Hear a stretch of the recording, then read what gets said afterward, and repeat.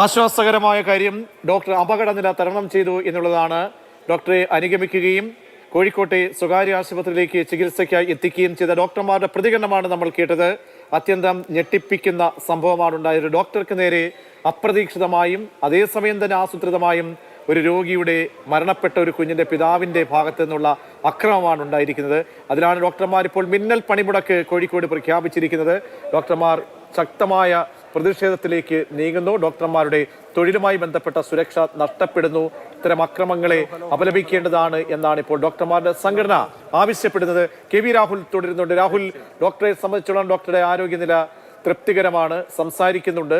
ഇനി മറ്റ് പരിശോധനകൾ CT ഉൾപ്പെടെ നടത്തുന്നതിന്റെ ഘട്ടത്തിലേക്ക് നീങ്ങുകയാണ് എന്നാണ് ഡോക്ടർമാർ അറിയിക്കുന്നത്.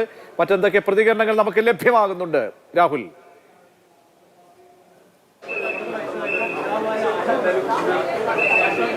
പ്രജിഷ്, ഡോക്ടറുടെ ആരോഗ്യനില തൃപ്തികരമാണ് എന്നത് തന്നെയാണ് ഏറ്റവും പ്രധാനപ്പെട്ടത്. ഈ വെട്ടുകത്തി കൊണ്ടുള്ള ആക്രമണത്തിൽ ഡോക്ടറുടെ തലയോട്ടി പൊട്ടിയിട്ടുണ്ട്. അത്യാവശ്യം വലിപ്പത്തിലുള്ള രീതിയിലുള്ള പൊട്ടൽ തന്നെയാണ് അദ്ദേഹത്തിൻ്റെ തലയോട്ടിക്ക് സംഭവിച്ചിട്ടുള്ളത്. എങ്കിൽ തന്നെയും ആരോഗ്യനില തൃപ്തികരമാണ്. ഡോക്ടർ സംസാരിക്കുന്നുണ്ട്, കഴിഞ്ഞ കാര്യങ്ങളൊക്കെ ഓർത്തെടുക്കാൻ കഴിയുന്നുവെന്നാണ് ചികിത്സിക്കുന്ന ഡോക്ടർമാർ പറയുന്നത്. ബേബി മെമ്മോറിയൽ ആശുപത്രിയിലാണ് അദ്ദേഹം ചികിത്സയിലുള്ളത്. വിദഗ്ധ ചികിത്സ നൽകി വരികയാണ്.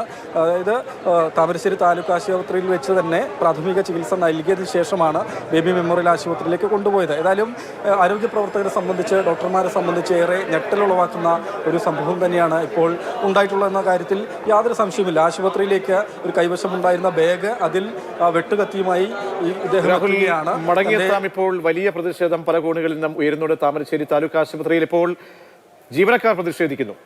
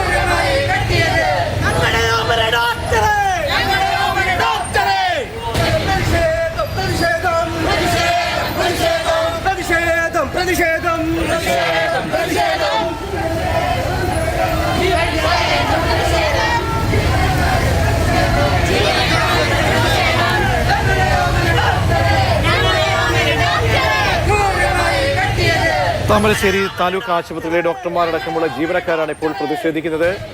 ഡോക്ടർ ബിപിന്റെ തലയ്ക്ക് സനൂപ് എന്ന അക്രമി വെട്ടിപ്പരിക്കേൽപ്പിച്ച സംഭവത്തിലാണ് വ്യാപക പ്രതിഷേധം ഉയരുന്നത്. എല്ലാ പ്രവർത്തനങ്ങളും ഡോക്ടർമാരും ആശുപത്രിയുടെ പ്രവർത്തനങ്ങളൊക്കെ തന്നെ നിർത്തിവെക്കാൻ നേരത്തെ ഡോക്ടർമാരുടെ സംഘടന ആഹ്വാനം ചെയ്തിരുന്നു.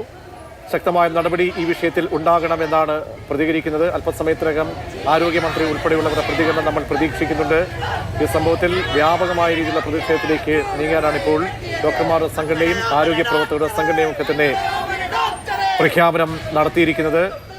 അപ്രതീക്ഷിതമായ ഒരു ആക്രമണമായിരുന്നു. അമിക് മസ്തിഷ്ക ജ്വരം ബാധിച്ച് ഓഗസ്റ്റ് 14-നാണ് സനൂപ് എന്ന അക്രമിയുടെ കുട്ടി മരിക്കുന്നത്. മതിയായ ചികിത്സ താമരശ്ശേരി ആശുപത്രിയിൽ നിന്നും കുട്ടിക്ക് ലഭ്യമായില്ല.